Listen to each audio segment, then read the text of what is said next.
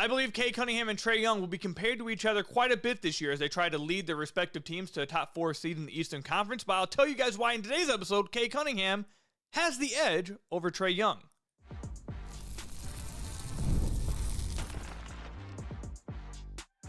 You are Locked On Pistons, your daily Detroit Pistons podcast, part of the Locked On Podcast Network, your team every day. What's the deal? Welcome back to another episode of the Locked On Pistons podcast. Per usual, I am your host, Kook here. I've been covering the Detroit Pistons over the last 4 years for the Locked On Network, been a congenital media member over the last 3 years, and I appreciate all of you guys who make Locked On Pistons your first listen of every single day. If you haven't already, head to the YouTube channel at Locked On Pistons, hit that subscribe button, or leave us a 5-star review on whatever podcast platform you're listening to this on. That's another great way to support the podcast. In today's episode, later on, we'll discuss, is Isaiah Stewart underrated? And then also, Simone Fontecchio puts up a crazy performance in Eurobasket. Will the Pistons regret moving on from Simone Fontecchio? We'll discuss that in today's episode. But we're going to start off with some talk about Cade Cunningham and Trae Young and why I believe they are going to be compared to each other quite a bit this year. I'm going to break down why I believe Cade Cunningham is a better player than Trae and why he'll have the edge over him this year. And what's led to this conversation is we've talked about it a lot already this podcast, or on this podcast this summer, I should say. The Atlanta Hawks made quite a bit of moves this year to try to jump in the standings, and I really like their offseason. And I believe it's going to be the Pistons versus the Hawks for that 4th seed. I think the top 3 seeds will go Cleveland, New York, and Orlando. And then I think it's going to be Atlanta and Detroit fighting for that 4th seed. So because of that, I think that will lead to the best players from both teams being compared to each other. That is Cade Cunningham and Trae Young. We've already seen a lot of people talk about this. I just saw one of the national media outlets discuss Cade or Trae Young. I think even on that, I forget what show it is over on Fox Sports, I think it is, or FanDuel, with Lou Williams and Chandler Parsons. They discuss Cade or Trae Young, whatever. So I wanted to give my thoughts on the comparison between the two players. And I actually am a pretty big fan of Trae Young's. I am aware that some people may not like his play style and the way he gets free throws, but he gets free throws nonetheless as part of the game. I'm not asking whether you like him or not, his play style. I am a pretty big believer in what he can do for your basketball team. So this is not me coming from an angle of, oh, I like Cade and hate Trae Young, so I'm just going to bash Trae Young. No, I think they're both very good basketball players, obviously. I just think Cade is better. But I want to just point these numbers out quickly and talk about why they're actually pretty similar in players, a lot more similar than I think people would think. And because they're, Cade's so much bigger, and that's going to get brought up, and, Trae's smaller, he takes more threes, he takes more free throws, and, stuff like that. But they're both, like, heliocentric leaders of their offense. The offense goes as they go. They create everything within their offense for their respective teams. Cade creates everything for the Pistons offense. It all goes through him. Atlanta, all of their offense just goes right through Trae. If Trae's not creating it, Atlanta doesn't get nothing. If Cade's not creating it, Detroit doesn't get anything. It's the same thing in both markets. I will say that there is maybe an argument that Trae Young creates better offense for his team than Cade does. This past year, the offense for the Atlanta Hawks was 7.5 points better with Trae Young on the floor than with him off. Now, this is something that goes throughout his career. When Trae Young's on the floor, the Atlanta Hawks have a very good offense at the very least. Second year in the league, the offense was 12.9 points better with him on the floor. You have numbers like 12 plus 12.9 second year, plus 12.5 his third year, plus 9.9 his fourth year. Like, when he's on the floor, he is generating open shots, consistently generating good offense, good efficient offense for the Atlanta Hawks, whether it goes from him being able to draw free throws, which he does at the top of the NBA. He's around 95th percentile in amount of free throws he draws. So whether it's because of how efficient he makes the offense because he's able to draw free throws, or if it's because he's one of the greatest playmakers in the league right now when it comes to lob passes, kicking out for threes, finding guys open in transition. Trae Young is a very, very good offensive engine. But Cade also is. I think you could make the argument, though, for those who are in Atlanta who maybe think Trae is better than Cade, there is an argument for him to be over Cade as a pure offensive engine. This past year, Cade plus 4.4 points better with him on the floor. Now, you will point to the talent around Cade and say, well, the talent around Cade offensively does not match the offensive talent that Atlanta had even last year. I think maybe you can make that argument, but I think where Trae has Cade beat, I believe, is what we just talked about. Him as a guy who can draw free throws. When his shot is not falling, he's able to get to the free throw line and still try to maintain an efficient brand of basketball. However, one of the low-key sneaky things about Trae Young that doesn't really get talked about, or people kind of like, it feels like the casual person doesn't really know, is that he was billed coming into the league as like this Steph Curry clone, right? Takes limitless range threes, great three-point shooter, but he's really been quite inconsistent as a three-point shooter throughout his career. Coming into the league, he was at 32% as a three-point shooter. Next year, he goes up to 36, then back down to 34, then back up to 38%, then drop down to 33. Then 2 years ago, 37%, then drops back down to 34. So he's been very up and down throughout his entire career from beyond the arc. Now, because of the volume he takes and because of the respect that he gains, even when he's not making shots, that still opens up the offense. But Trae has not been as efficient from the floor consistently as I think many people believe. Like this past year, he had a 56.7 true shooting percentage. That's not straight inefficient basketball, but like that's still league average efficiency. But that's just right around where Cade was at, because Cade was a better three-point shooter this past year. He's a better finisher at the rim. He's a better mid-range shooter than Trae Young. He has more versatility to how he can attack offensively as a post-up player, getting to that hook range, that floater range, where Trae gets to that floater range well too. But Cade is able to attack it in different ways and unlock different things for the team's offense because of that. So I think they are either even offensively. If you give me just one moment. My dog is losing her mind. I'll be right back. All right, apologies for that. My dog was losing her mind. I thought something maybe was going on out there. She's just, crazy. So likes to waste my time a little bit. But my overall point here is I think Cade and Trae are pretty even as offensive players. I think Cade has, like I mentioned, he has areas of the game offensively where he is better than Trae simply because of his size and his ability to get to certain spots and finish over guys. But I think Trae probably has him as a playmaker. I think he's one of the best playmakers in the league. And I think he's proven for a longer duration to generate consistent good offense throughout his career, where Cade kind of just started to do that this past year. So I think if you want to give Trae the slight edge as just an overall offensive engine, I would understand that. However, what wins Cade this battle, and why Cade, and we've talked about this before on the podcast, why Cade's going to be special and he will be different from all these other guys that quantify themselves as offensive engines, is that most of these offensive engines are straight up bad defensively. Luka, really bad defensively. Trae Young, he is not good defensively. Obviously, he's very tiny. He doesn't give much effort defensively, even though this past year I've heard from Atlanta people that he did give more effort defensively this past year. But he just is so miniature that his defense is never going to be good. He's always going to be bad. A lot of these offensive guys, heavy offensive guys, are just straight up bad defensively. Whereas Cade is able to be that offensive engine while also being a good defender. I'm not going to call him a great defender, but he's a good defender, and especially in the playoffs, I thought he was very good defensively. He's especially as like a weak side rim protector. He knows how to utilize his wingspan, his length to help with the team's defense. He stays in front of, I think he does a good job staying in front of guys that are like wings. Now on guards, he's not, quick enough to stay in front of guards, though he's not like just straight up bad. He is a good matchup against other wings. And again, he does a good job of providing some weak side rim protection. He's one of the best guard rim protectors in the NBA, and that points to, like we talked about earlier, the on-off difference between, offensively, how the offense gets so much better when Trae's on the floor for Atlanta.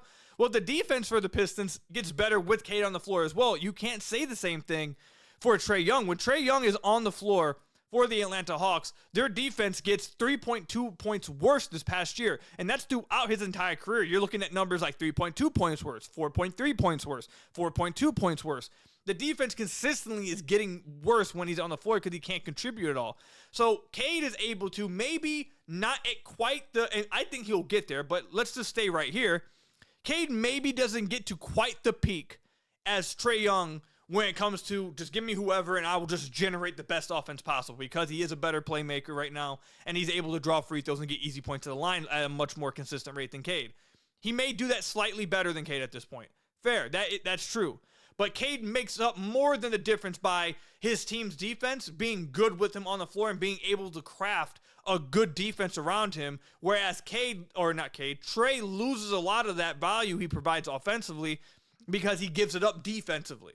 Now, both of these guys, I believe you can build a contender around. I think they did that a few years ago with Trae, and I think you can do that. I like Trae. I am a fan of Trae's. But I think Cade has him edged out, and I think that will be the Pistons' hope for why Cade will be a 10-plus year top 10 player in the league. Because maybe he doesn't get, and we've said this on the podcast before, maybe Cade doesn't get to the Luka level offensively. He's probably not going to get there. Luka's one of the greatest offensive players we've ever seen. Like, as pure as offense as it comes to offensive engines, maybe Cade won't reach that peak of offensive engine where he's Luka. Name some other, Jokic, like whatever. Those guys at the top of the NBA when it comes to, the top 5 players, when they're that great offensively, maybe he doesn't peak as high as them offensively, but he will peak a lot higher than them defensively while also bringing quite a bit offensively as an engine himself. So that's where Cade will edge out Trae Young, and I think that will be the Pistons' argument for how they build their team to beat Atlanta this year and get to that 4th seed, is that Atlanta may be a pretty good offensive team this year. I actually think they will be. As long as they stay healthy, I think Atlanta will be really good. I think their offense will be really good.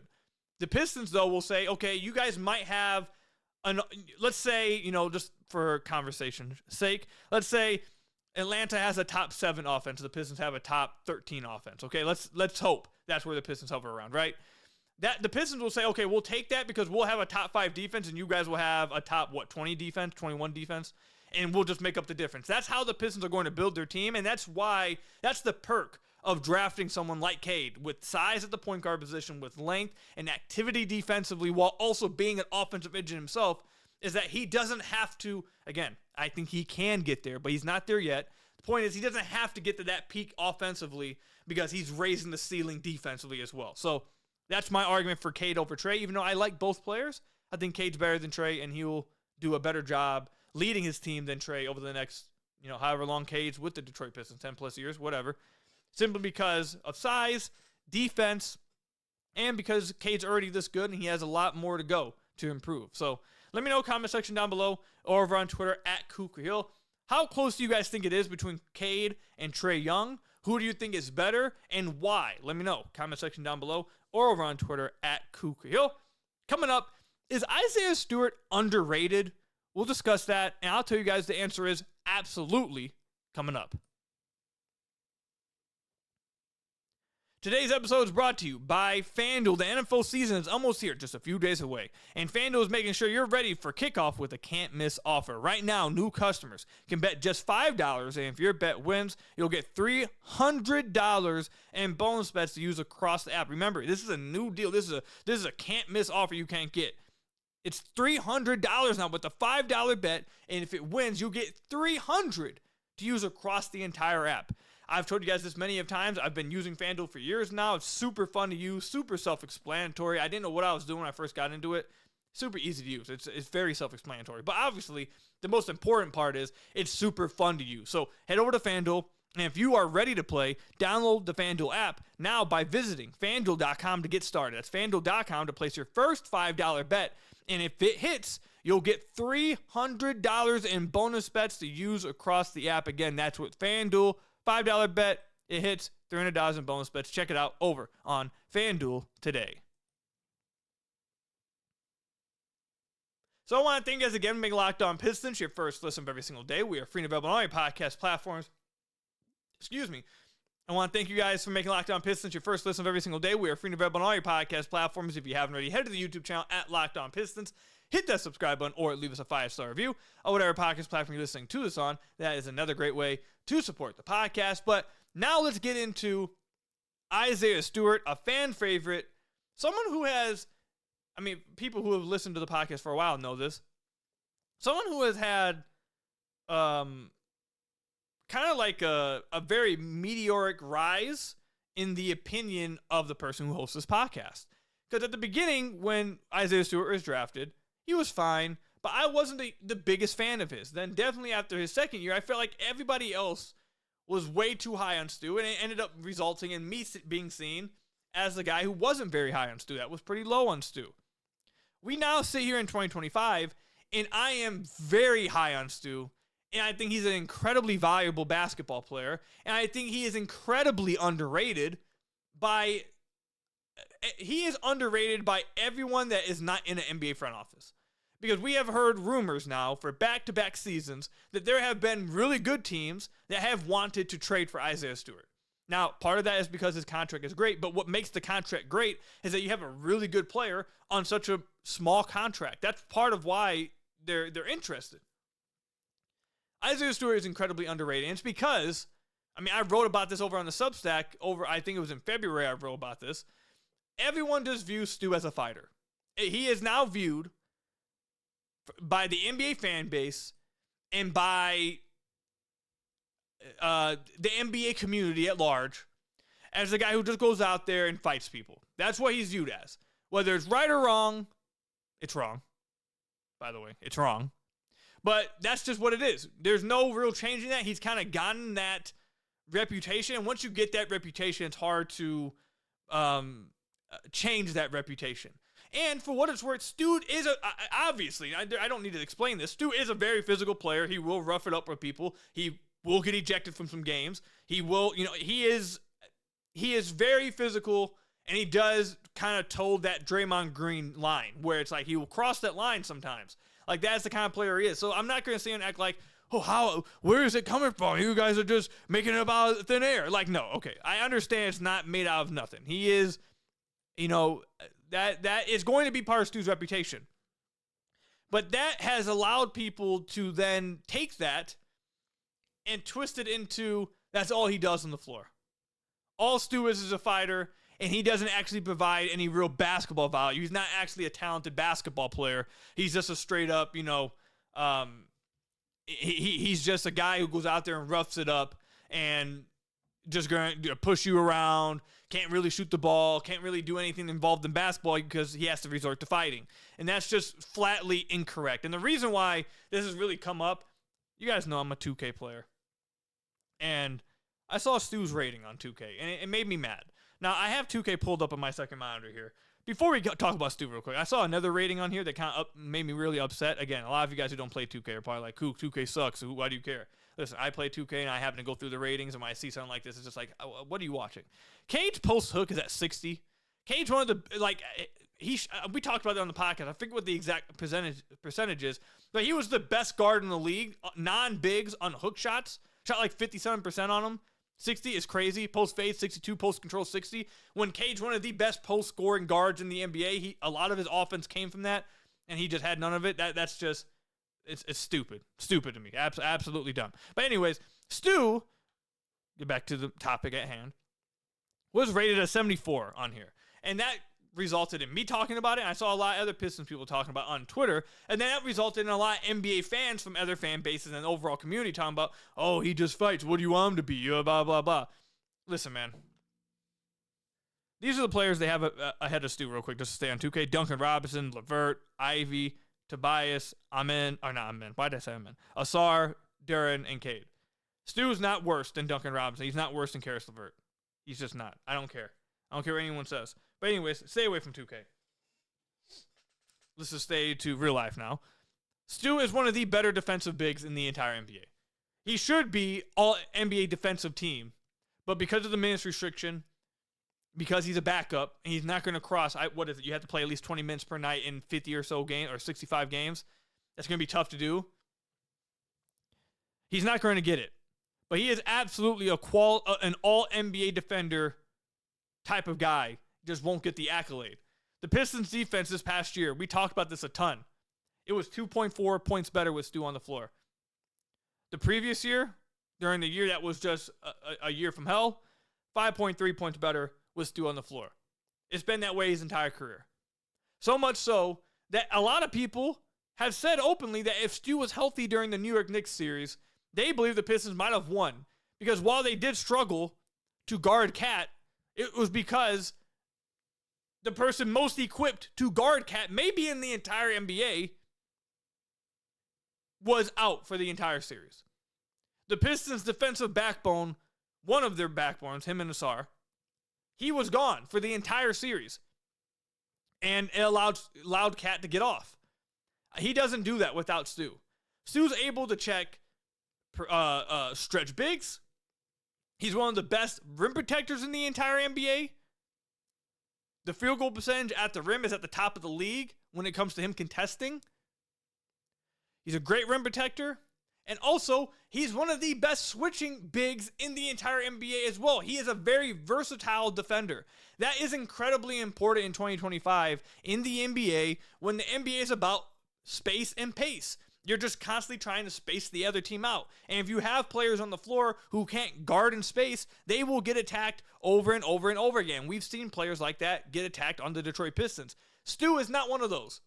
And to have that at your 5 position is incredibly valuable, especially, again, going back to the Knicks series. If the Pistons had that option for when Duren would struggle with Cat, they could have went to Stu and then been like, okay, this is just a Stu series. But they didn't have that option. I say all this to say that, and by the way, actually, I almost moved past this. I don't want to move past this at all because I want to make sure I give Stu the credit he deserves. This past year, he had the best season he had the best season, my goodness, of his career shooting at the rim. He finished 69% of his looks. That's a career high. Took a lot more of his shots at the rim this past year as well.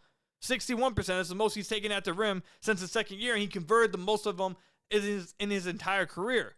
He bought into a role, exceeded in that role, played great defense, helped lead the Pistons to a top 5-7 defense after January 1st, along with the SAR.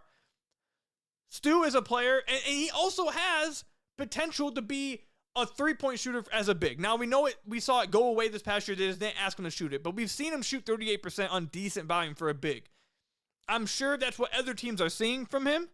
They think look at this. You got a guy who is a switchable defender, who is one of the best defenders at the position in the league, and he also provides potential spacing on the offensive end of the floor.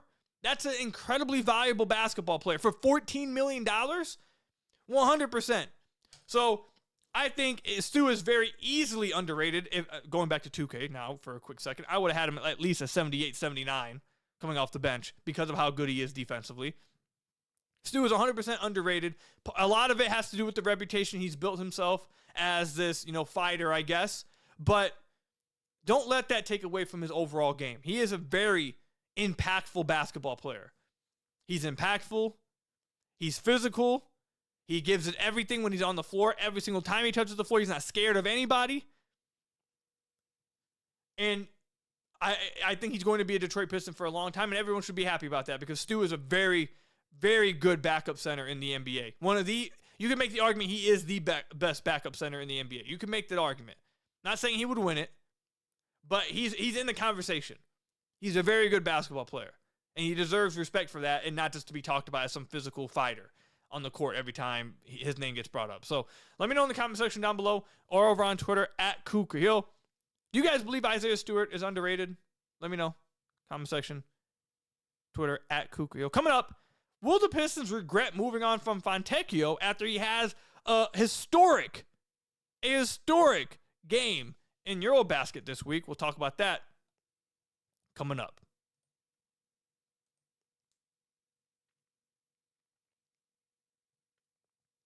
So I want to thank you guys again for making Locked On Pistons your first listen of every single day. We are free and available on all your podcast platforms. If you haven't already, head to the YouTube channel at Locked On Pistons. Hit that subscribe button or leave us a 5-star review on whatever podcast platform you're listening to this on. That's another great way to support the podcast. And real quickly, we have an important request. Locked On wants to hear from you. We've put together a survey to learn more about our listeners and make your favorite podcast even better. This is your chance to tell us what you like, what you don't, and answer questions about our advertising. Go to LockedOnPodcast.com/survey to get started. Everyone who completes the survey will be entered for a chance to win one of 10 $100 Amazon gift cards. Again, that's LockedOnPodcast.com/survey.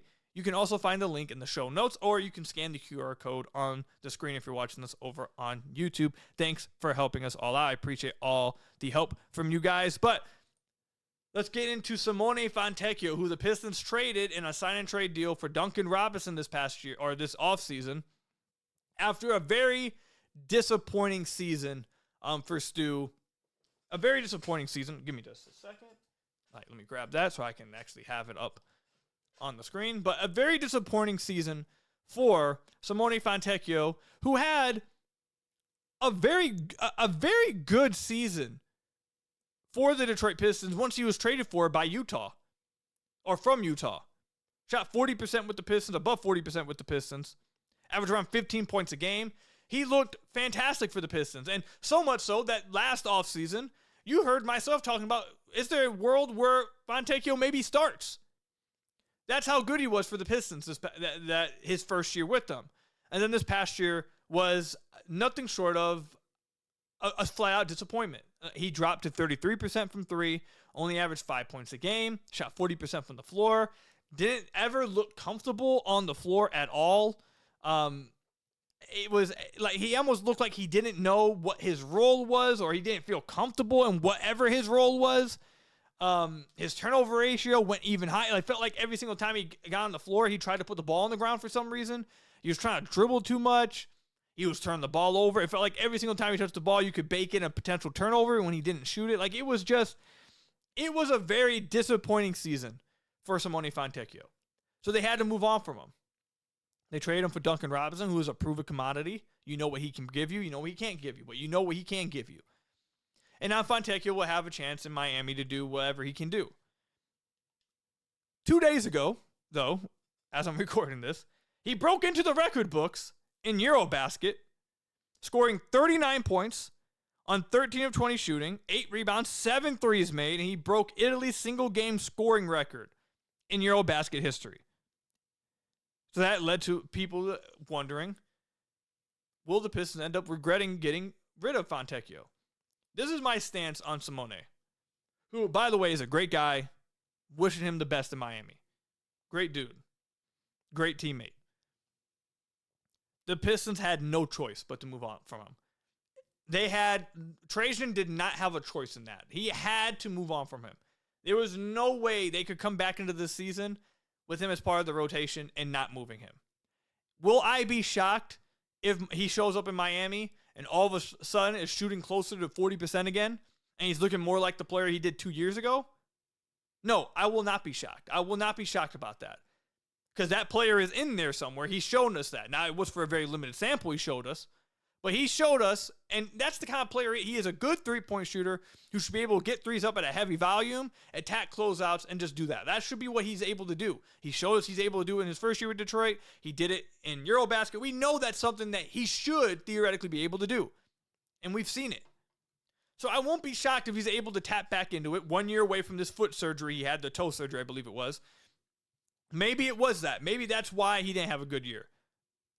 Maybe it was simply because of that. And now a year removed, he's in better shape, he's more healthy, and he has a great year. Will I be shocked about that? No, I will not be shocked. That doesn't change the fact that the Pistons they could not bank on that. As a team going into a year where you just made the playoffs and gave New York everything you had, a player who was a part of your rotation for the whole year but was so bad during the season, he was taken out the rotation completely in the playoffs. Because of that, there is no way you could convince yourself, the players on the team, the fan base. You are not going to be able to convince everybody to be like, okay, we're just going to bring him back and bank on him returning to form and have that be like your move of the offseason or one of your moves in the offseason. You could not do that confidently. Going into a season now with expectations, if you were going into a season without expectations, if this was 3 years ago, 4 years ago, then yeah, you can bring Tech back and just be like, okay, we're going to just bet that he returns to form, and if he doesn't, it is what it is. But if he does, that's great for us. If there's no expectations, that would have been fine. There are expectations on the Pistons this year. They need their rotation from rotation spot 1 to rotation spot 9 and 10 to be impactful, and guys you can trust will deliver whatever you're asking them to deliver. You can trust that from Duncan Robinson. You know what you're going to get from him. You know what you're going to get from Karras. You know what you're going to get from every other player we've talked about in the rotation. We know what you're going to get.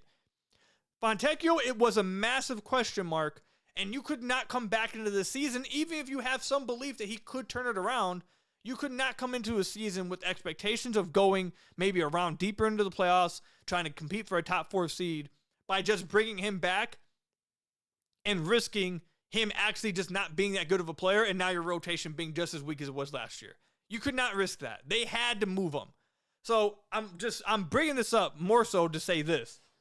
If Fontecchio has a really good year in Miami, I am begging you guys, please do not pull the Pistons give up on everybody too early. So they never just have patience. On other situations, other players, that's fair. This one, Trajan Langdon could not do that. If imagine what would have happened if he did not trade for Duncan Robinson. Malik goes on this, has this whole investigation happen. He keeps Fontecchio, and his message to everybody all offseason is, well, we believe Fontecchio will be better this year. That's why we didn't make a move. How would you guys, if it was just Karis LeVert and maybe they signed a veteran or something, whatever, and then kept Fontecchio, and the messaging was, we believe Fontecchio will turn it around. One, how would you guys have reacted to that? And two, imagine if the season started and Fontecchio didn't have a good year. Now they're just screwed. Now they're just screwed, and now they have another weak spot of the rotation. If he has a good year, just be happy for Tech. I hope he does have a good year. I hope he turns it around.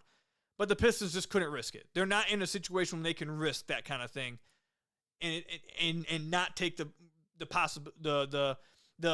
opportunity that was presented to them to get a proven lights out shooter like Duncan instead of rolling the dice on Fontecchio happened to turn it around again. Just couldn't do it. So I wish the best for Fontecchio. I hope he has a great year in Miami. I hope he turns his NBA career around. I hope last year was just the outlier and not the season he had the first year with Detroit. I hope that is the case. But the Pistons just couldn't risk to find that out. So let me know, comment section down below or over on Twitter at @KukaHill. How do you guys feel about Tech? Do you guys think they may regret moving him? Will you maybe regret the Pistons moving him? Or do you guys, just wish the best for him and agree with me? Let me know. Comment section down below or over on Twitter at KukaHill. That's all I've got for you guys today. Thank you guys for making Locked On Pistons your first listen every single day. Free and available on all your podcast platforms. Hit that subscribe button to the YouTube channel. Leave us a 5-star review, whatever podcast platform you're listening to us on. And until next time, I will see you guys later. Stay safe out there, and peace out, everybody.